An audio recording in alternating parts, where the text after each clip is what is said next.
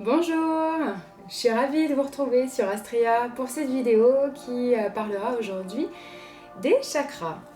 Alors, pour ceux qui ont suivi la vidéo la semaine dernière, donc on avait parlé des corps éthériques et on avait dit qu'ils étaient reliés avec donc les chakras. Aujourd'hui, on va s'intéresser à ça. Alors, donc on avait dit qu'il y avait 7 corps subtils, énergétiques, même si on a vu qu'on pouvait en compter un peu plus. Bon, on va s'intéresser aux 7 et aujourd'hui, pareil, on va s'intéresser aux 7 chakras. Donc certains peuvent en compter plus, effectivement, mais moi j'ai vraiment choisi aujourd'hui qu'on s'intéresse aux 7 principaux. Après, libre à vous d'aller vous renseigner et d'aller prendre des informations complémentaires par rapport à ça. Aucun souci. Voilà, alors pour commencer, déjà un chakra, qu'est-ce que c'est ? Alors un chakra en sanskrit, donc c'est de l'hindou, ça veut dire roue d'énergie. Alors c'est souvent représenté sous une forme circulaire, d'où la forme de roue, et donc d'énergie. En fait, vous imaginez qu'à l'intérieur de votre corps, vous avez un immense réseau autoroutier, ferroviaire, aérien, tout ce que vous voulez. Et donc il y a tout un tas de routes, de dizaines, de milliers de conduits en fait qui transportent l'énergie partout dans votre corps. Et en fait il y a comme des échangeurs sur l'autoroute, il y a des gros carrefours où ces réseaux se rejoignent et donc on les compte au nombre de 7 et donc on les nomme chakras.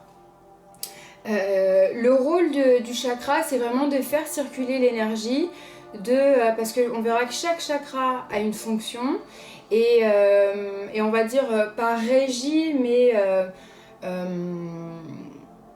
oui, on pourrait dire ça, il régit un peu certains organes, certaines parties de votre corps. On va dire qu'il y a des correspondances en tout cas avec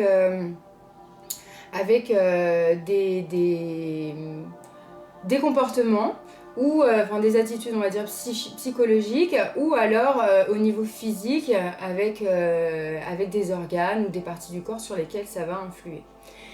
Rappelez-vous, dans la première vidéo, on a dit que tout ce qui est, le plus important, c'était de garder l'équilibre, d'avoir vos corps alignés. Et bien là, pour les chakras, et ça va être la même chose, le but, ça va être d'être que vos chakras fonctionnent en tout cas de manière harmonieuse, équilibrée, simplement parce que si j'ai un chakra qui est trop développé, je vais avoir de l'énergie, il va demander plus d'énergie, j'ai de l'énergie qui va stagner, c'est de l'énergie en moins qui sera distribuée ailleurs. Et à l'inverse, si j'ai un chakra qui n'est pas assez développé, il ne va pas pouvoir assumer son rôle et toutes ses fonctions pleinement. Donc voilà, donc on les compte au nombre de 7, on part du bas vers le haut et donc on va les énumérer chacun. Il y aura une vidéo bonus juste à la fin où je vous présenterai une technique pour moi d'harmonisation, de rééquilibrage des chakras par les pierres, donc par la lithothérapie. Voilà, ça ce sera pour la vidéo bonus. Ok, donc chaque chakra, donc on a dit 7, comme les 7 couleurs de l'arc-en-ciel, et ils ont également un son, une note, une fréquence qui leur est associée. Alors c'est parti, le premier chakra, donc le chakra racine, qui se situe donc tout en bas de votre colonne vertébrale, au niveau du sacrum à peu près, et donc lui, sa couleur, c'est le rouge. Alors le chakra racine, lui, c'est tout ce qui va vous connecter à la terre. On est vraiment dans le matériel, on est vraiment dans l'énergie vitale, on est dans tout ce qui est sécurité, tout ce qui est matérialité. C'est vraiment le chakra racine, c'est celui qui vous permet de rester ancré. On l'a vu, on a fait une méditation ancrage du coup la semaine dernière. Donc si vous avez un problème d'ancrage, il est fort probable qu'au niveau du chakra racine, peut-être qu'il y a une distorsion. Moi je dis distorsion, c'est simplement quand il y a on va dire un dérèglement. Certains peuvent dire sous-développé, surdéveloppé. Voilà, j'utiliserai les deux. En tout cas, si je dis le mot distorsion, c'est voilà, c'est qu'il y a un dérèglement, en tout cas un dysfonctionnement entre guillemets. Donc voilà pour le chakra racine, c'est vraiment ce qui va apporter la confiance en soi, le bien-être, vraiment la sécurité et surtout voilà, le connecter à la terre, au matériel. Si il est surdéveloppé, ce chakra, il va entraîner une tendance aux excès du plaisir physique et matériel. Donc c'est des gens qui vont faire énormément de sport par exemple, qui vont qui vont faire très attention à leur corps et qui vont vouloir être très dans le matériel, posséder beaucoup de choses, en tout cas la valeur de l'argent c'est quelque chose d'important. A l'inverse, si il est sous-développé, ça va engendrer un manque de combativité, de dynamisme et peut-être une tendance à fuir un petit peu la réalité. Je vous l'ai dit, chakra racine, on a les pieds sur terre. Du coup, si j'ai un dysfonctionnement à ce niveau-là, et ben du coup, j'ai pas trop des pieds sur terre et donc du coup, je suis pas vraiment trop dans la réalité. Je peux me sentir en insécurité, je peux me sentir... oui, pas en sécurité et puis en manque d'énergie. Hein. C'est vraiment le siège de votre énergie, l'énergie Kundalini. Donc voilà pour le chakra racine. Et donc j'ai dit sa couleur, c'est le rouge. Au niveau physique, s'il y a des perturbations, ça peut se passer au niveau du circulation sanguine. Je pense aux phlébites, aux varices, aux hémorroïdes. Je pense également à tout ce qui est douleur dans le bas du dos, sciatique. Ça peut être dans les jambes et vraiment localisé dans le bas du dos. Donc voilà pour le premier chakra, le chakra racine. Le deuxième chakra, c'est le chakra sacré. Il est situé environ 2-3 doigts en dessous de votre nombril, au niveau de l'appareil reproducteur. Et lui, sa couleur, c'est le orange. Donc le chakra sacré, lui, c'est vraiment la force vitale, c'est la sexualité, c'est le désir d'aller de l'avant. Ça va être également aussi un peu de confiance en soi, ça va être les sensations, les émotions. Les gens qui vont être un peu dépressifs, on va dire, pas envie de voir du monde, surtout dans le couple, baisse de libido ou manque de confiance en eux, de se sentir bien dans leur corps, ça peut venir du chakra sacré. Du coup, c'est vraiment les émotions énergisantes. Si au niveau de ce chakra, j'ai une distorsion, du coup, comme je viens de vous le dire, en sous-développé, je peux avoir ça, un manque de libido, de confiance en moi. Ça va être l'énergie créatrice. Le chakra sacré, c'est vraiment le féminin sacré. Vous savez qu'on a deux parties.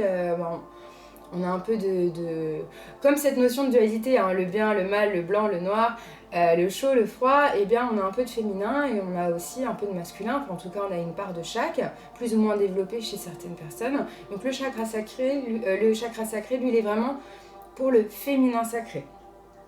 S'il est surdéveloppé, et ben on peut avoir des gens qui ont un appétit sexuel très développé, éventuellement une agressivité et une ambition mais très excessive, pas dans le bon sens qui vous tire vers le haut. A l'inverse, si il est sous-développé, donc voilà, blocage sexuel, timidité, repli sur soi. Donc j'en ai dit, le chakra sacré et sa couleur, c'est le orange. On passe au chakra numéro 3. Chakra du plexus solaire, lui, il est situé environ 2 doigts au-dessus du nombril et sa couleur à lui, c'est le jaune.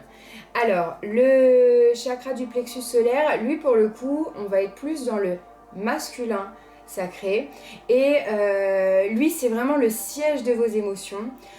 Notamment les émotions qui peuvent être entre guillemets négatives, même s'il n'y a pas pour l'univers de négatif et de positif, simplement des expériences.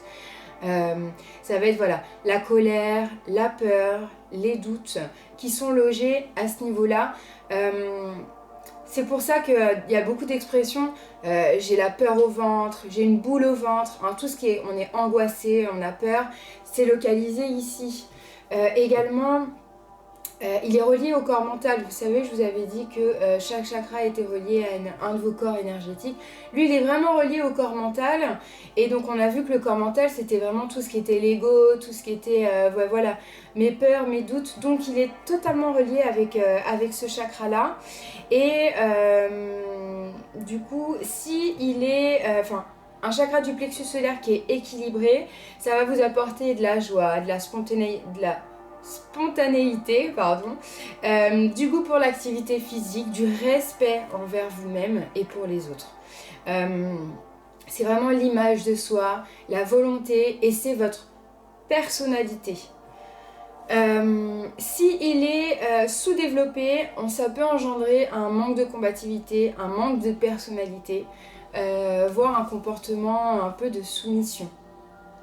Et au niveau physique, c'est tout ce qui va être lié à l'appareil digestif. Donc si vous avez pas mal de troubles au niveau de l'appareil digestif, il se peut qu'effectivement il y ait une distorsion au niveau du chakra de plexus solaire.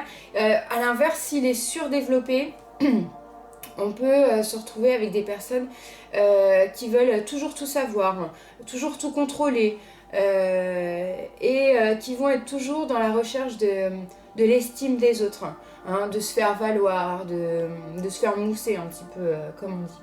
Donc ça, voilà, c'est pour le chakra du plexus solaire. Et donc comme le soleil, ce chakra est jaune. Les couleurs, pourquoi je vous les donne aussi? C'est important parce que quand on travaille pour réharmoniser ou rééquilibrer ou guérir un chakra, on va utiliser, alors c'est pas systématique et vous le verrez dans la prochaine vidéo, mais de manière générale, on va utiliser les pierres qui vont avec la couleur du chakra. Mais on en reparle dans la vidéo juste après. Ok, on a vu le troisième chakra, on va passer donc au quatrième. Le quatrième, eh bien, c'est le chakra du cœur et il est situé au niveau de votre cœur, ici dans la poitrine. Et sa couleur à lui, alors généralement sa couleur c'est le vert, mais moi notamment pour les pierres, ou que ça soit en méditation, en visualisation, on va aussi utiliser la couleur rose. Donc le vert ou le rose pour le chakra cœur. Alors le chakra cœur, bien évidemment, lui, il est en lien avec tout ce qui touche à votre affectif, à vos sentiments. Il est l'amour de soi, l'amour des autres, la paix, la sympathie, la bonté, la compassion, l'amour inconditionnel, l'amour que je vais donner aux autres et l'amour que je vais recevoir, le pardon, la compassion, on l'a dit. Donc un chakra au niveau du cœur qui est équilibré, eh bien ça vous permet de vivre pleinement vos sentiments, d'être en contact avec, d'être ouvert et d'être amical. Si votre chakra du cœur est surdéveloppé, eh bien on peut avoir des personnes qui vont avoir tendance à être très généreux, de manière assez excessive, trop généreux en fait. Et pourquoi? Dans un but de reconnaissance, c'est souvent des gens qui sont en manque de reconnaissance et d'amour, et donc ils vont avoir tendance à donner en espérant recevoir autant en retour. Mais c'est pas forcément le cas. On ne donne pas dans l'attente de recevoir. Y a un mantra qui dit en gros il faut être capable de se donner autant à soi-même que ce qu'on donne aux autres. Et avant de donner aux autres, il faut être bien capable de se donner à soi. Puisque si on est toujours dans le don aux autres et qu'on ne s'accorde pas à nous-mêmes, eh bien, voilà, on a un déséquilibre. Donc voilà, je donne aux autres, mais je me donne aussi à moi. Et l'amour des autres, je le reçois aussi à travers l'amour que je me donne à moi. C'est très important de d'abord vous connecter avec vous, de vous aimer pleinement, de vous accepter. Et ensuite, vous verrez que ça sera beaucoup plus simple avec les autres. Si vous trouvez votre propre lumière, vous la ferez rayonner et les autres la verront. Et c'est un échange, c'est un partage. Mais en aucun cas, ce sont les autres qui vous font briller. C'est vous d'abord qui vous faites briller à travers les autres. Au niveau du chakra du cœur, donc on a dit s'il est sous-développé, on peut avoir pour le coup des gens qui vont avoir une incapacité d'aimer, qui vont avoir un blocage, qui vont avoir du mal à manifester leur amour, à l'exprimer et qui vont avoir peur du rejet. Donc ça, c'est pour le chakra du cœur. Chakra de la gorge, situé au niveau de la gorge, sa couleur à lui c'est le bleu, plus particulièrement c'est un bleu qui tire vers le turquoise. Donc lui, chakra de la gorge, il est en lien avec tout ce qui est la communication, avec l'expression, avec une forme de créativité aussi également. Donc la communication, la capacité à s'exprimer envers les autres et puis aussi à les guider. Un chakra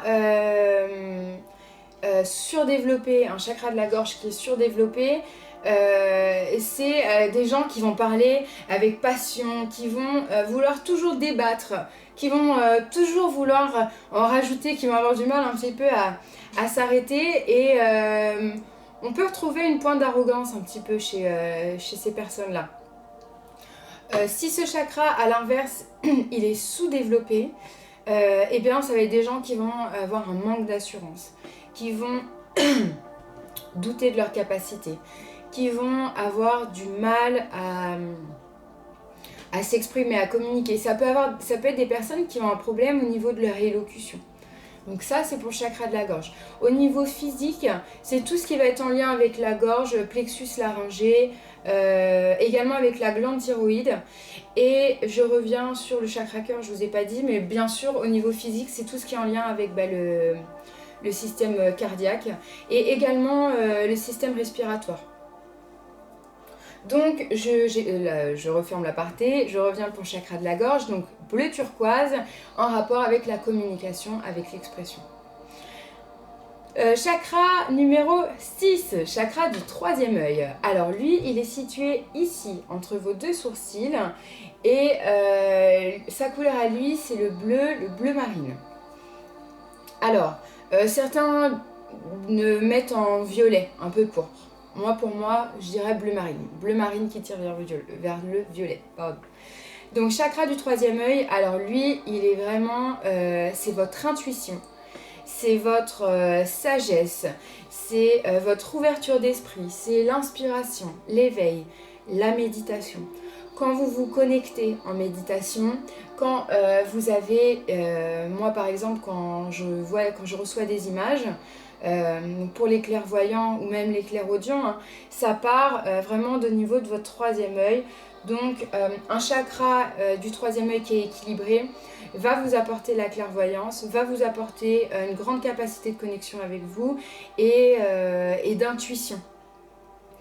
Voilà, ouverture d'esprit, sagesse, je lis si j'oublie rien, intuition, clarté. Ok. Un chakra du troisième œil qui est surdéveloppé, il va entraîner une tendance au mépris des autres. Et c'est des gens qui vont être sûrs de tout savoir. Voilà, ils sont sûrs, ils savent tout, ils détiennent la vérité. Et je trouve que c'est fort dommage parce que pour moi, les gens qui pensent détenir la vérité avec certitude, eh bien pour moi, ce sont eux les ignorants parce que on n'est jamais sûr de vraiment savoir. On peut avoir des intuitions, on peut avoir des choses pour lesquelles, oui, alors on pourrait dire des certitudes, mais toujours avec une porte ouverte pour le dialogue, pour l'échange, pour la possibilité de faire évoluer cette pensée. Donc on peut avoir des choses pour lesquelles on est convaincu, mais quand même laisser la place à peut-être des choses complémentaires qui pourraient s'ajouter et ne pas fermer la porte et être bloqué dans quelque chose. Ça ferme votre ouverture d'esprit forcément. Et pour un chakra du troisième œil qui sera sous-développé, du coup ça va être des gens qui vont avoir du mal à se connecter à leur intuition, qui vont avoir du mal à avoir ce feeling, à avoir c'est cette intuition. Donc on peut parler de carence en intuition. Et c'est vraiment tout ce qui est connecté à vos facultés psychologiques, à votre perception intérieure. Donc ça c'est pour le chakra du troisième œil. Et enfin, septième chakra, chakra coronal ou chakra couronne, qui est situé ici au niveau de la fontanelle. Vous savez quand les enfants sont bébés et qu'il y a cette partie un peu plus molle ici qui se referme en grandissant.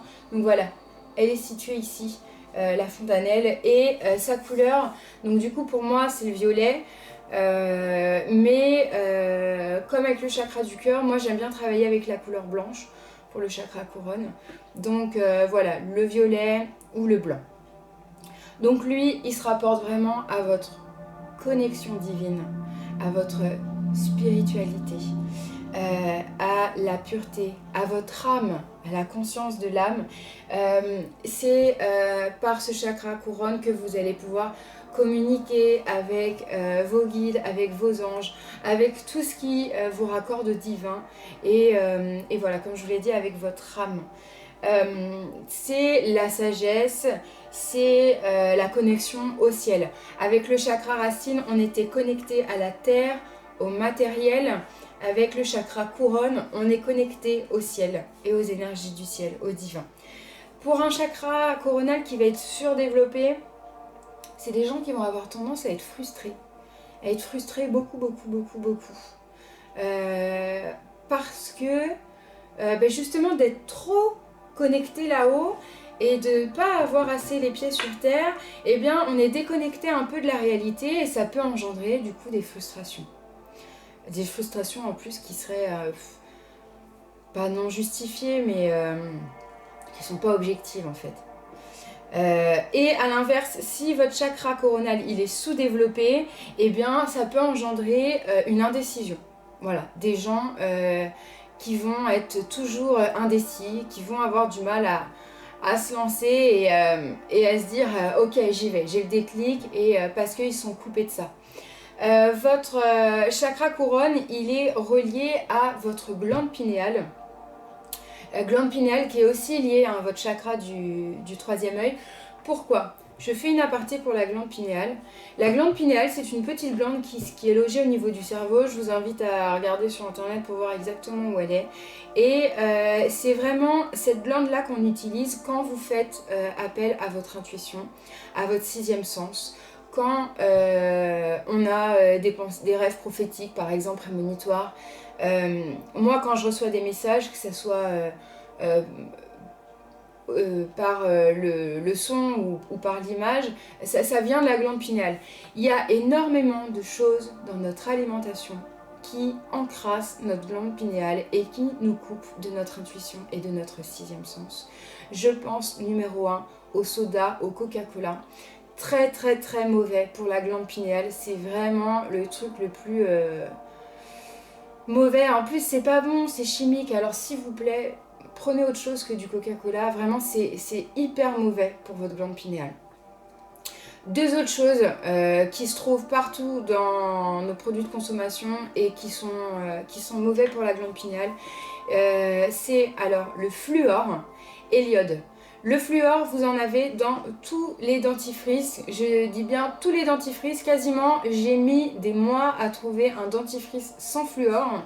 Donc certainement quand on est enfant, que notre dentition elle est peut-être que le fluor c'est bien pour certaines personnes ou à certains moments. En tout cas toute l'année, tout le temps depuis que vous êtes tout petit, voilà, imaginez la dose de fluor qu'on ingère et voilà, les répercussions sur la glande pinéale c'est vraiment mauvais. Donc du fluor vous en avez dans le dentifrice et vous en avez même dans le sel, ils rajoutent dans du sel. Du coup, si vous voulez trouver du dentifrice sans fluor, je vous invite à vous rendre dans les magasins bio. Et il y a une marque qui s'appelle Velleda, je fais de la pub, mais qui fait du dentifrice sans fluor. Et pour l'iode, eh ben, vous verrez sur certains sels, et le sel est rajouté en iode. Et déjà l'iode, quand il y a eu des tests qui ont été faits à l'époque de 39-45 dans les camps de concentration, on donnait de l'iode aux personnes et on se rendait compte que ça les rendait beaucoup plus dociles. Donc je ne sais pas pourquoi, faites le lien, le rapprochement comme vous voulez, mais aujourd'hui il y a beaucoup de produits dans lesquels on rajoute de l'iode et notamment dans le sel. Donc préférez les sels non raffinés, les fleurs de sel, au sel industriel ou voilà, regardez bien sur les ingrédients qu'il y a derrière. Voilà, si vous avez envie de vous connecter un peu plus à votre intuition, développer vos facultés psychiques, alors prenez soin de votre glande pinéale. Voilà, je ferme l'aparté. Voilà pour moi au niveau des chakras. Du coup, j'espère que j'ai répondu à vos questions. On se retrouve dans la vidéo suivante pour comment je réharmonise mes chakras avec les pierres. Comment savoir si vos chakras sont déréglés entre guillemets? Eh bien déjà, avec tout ce qu'on vient d'énumérer, ça vous donne un peu des pistes. Si vous vous êtes reconnu dans tel ou tel comportement, ou si physiquement il y a des choses récurrentes, ou voilà, vous pensez que ça peut venir de là, eh bien c'est la base, donc faites-vous confiance et ça vous donne déjà des indications. Si vous ne vous êtes pas reconnu ou vous avez envie d'aller plus loin et d'avoir vraiment un conseil professionnel, alors il y a tout un tas de professionnels qui peuvent vous dire où est-ce qu'il faut travailler, enfin sur quel chakra il faut travailler. Je pense aux acupuncteurs, je pense aux réflexologues, je pense aux bioénergéticiens, tous les gens qui vont faire des soins énergétiques, les magnétiseurs. Voilà, il y a tout un tas de professionnels qui peut vous aider à travailler sur vos chakras. Voilà, par la méditation également. Je vous ai dit qu'il y avait des sons qui étaient reliés à chaque chakra. Donc vous pouvez trouver des méditations avec le son et simplement écouter voilà, ces fréquences-là. Et il y a quelque chose de magique avec le corps, c'est que votre corps a un pouvoir d'auto-guérison et d'auto-équilibrage, j'ai envie de dire. Et voilà, il suffit juste que vous lui donniez des outils pour le faire et ensuite lui, il fait le travail tout seul. Donc, travaillez bien sur vos chakras. Voilà. Et donc, on se retrouve donc pour la vidéo juste après, donc pour réharmoniser vos chakras. Une méditation également pour la réharmonisation et le rééquilibrage de vos chakras. Quant à moi, j'aurai le plaisir de vous retrouver dans la prochaine vidéo la semaine prochaine qui traitera de la réincarnation. Sujet hyper intéressant. J'ai hâte de faire cette vidéo et de vous la faire partager. Voilà, j'espère que vous avez apprécié. Si vous avez aimé, je vous invite à liker cette vidéo, je vous invite à la partager et à vous abonner pour les suivantes. Ce sera tout pour moi. Je vous retrouve sur astria.com ou sur Insta astria.hypnose. Prenez bien soin de vous et à très vite. Ciao, ciao.